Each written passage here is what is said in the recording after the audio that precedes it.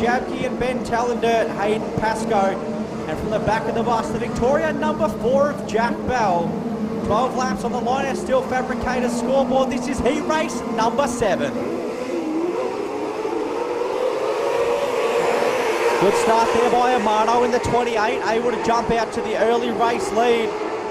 Ivo able to go back on the inside. They pull him up there, so the yellows come on that start.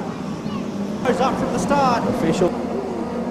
Let's see what the rest of the field can do from the young, talented kid from Bacchus Marsh and a very, very established racer in Lee Van Ginnigan. So back underway, Van Ginnigan leads into 1, Amato in the middle groove. Tim Rankin just motors around the top. Steve Jabke goes around there in the Victoria number 90 in turn 1-2. The yellows will come on. So Steve Jabke bringing out that yellow, and unfortunately this is going to give a free look for him to try to get a run.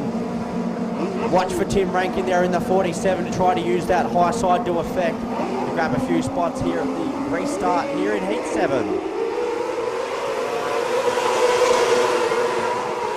Good start for Decky Robertson there in the 72. He was able to sneak up the inside a bit. Tim Rankin just zips around the top there of Amano.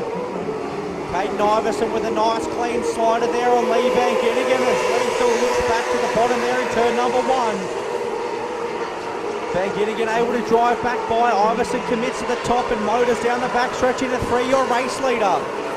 Tim Rankin still in that 3rd spot. Then it's Decky Robertson and Riley Amano. Ben Talendert now on the charge in the Victoria number 10. Scott Leonhard, that car sounding a little bit worse for wear there in the NT14, and Steve Jabke at the back. Pascoe and Jack Bell going at it as Decky Robertson almost touches wheels there with Ben Talendert. Tim Rankin looks to the high side of your second place sitter Van Ginnigan, who just slides up in front of him, able to hold him out as Rankin clears the slider in 3 and goes into that second position. It's all Caden Iverson in the 53 as Lee Van Ginnigan throws the slider back at Rankin. That's the battle for second. Ben Talendert able to motor back around the outside of Amato. Lee Van Ginnigan just getting crossed up off 2, almost spinning out. So that allows Talendert through to the 3rd spot. Van Ginnigan back to 4th. Then we go back to Amato. Decky Robertson in the 72 just seesawing on the wheel, trying to get that drive as Jack Bell and Hayden Pascoe battle the top grooves. Down into 3 they go, another lap down for your race leader, Caden Iverson. Jack Bell sitting in behind Hayden Pascoe as he looks to the inside, can't quite get the job done. It's a 4-car battle there as they motor around through turn number 3. That's for 5th, 6th, 7th and 8th. So a very close battle as we go 3 wide off turn 4. Jack Bell and Decky Robertson trading sliders. Hayden Pascoe right there as well. Ben Talendert and Lee Van Ginnigan going at it as they make their way into turn number 3. Caden Iverson's cleared out on the rest of the field there. The number 53 entry is having a very clean run here in heat race number 7. He makes his way down the front stretch. Tim Rankin still in that 2nd spot. The yellows come on for Scott Leonhard. They're in turn number 2, the NT14. You can see that left rear wheel has vacated the premises as it rolls down the backstretch.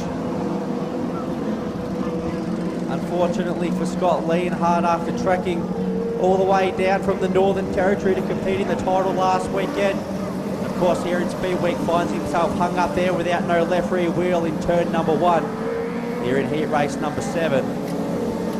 How good though for Caden Iverson. He was able to find a rhythm early and put that Belcher Diesel Services Queensland 53 PMP chassis out to the race lead.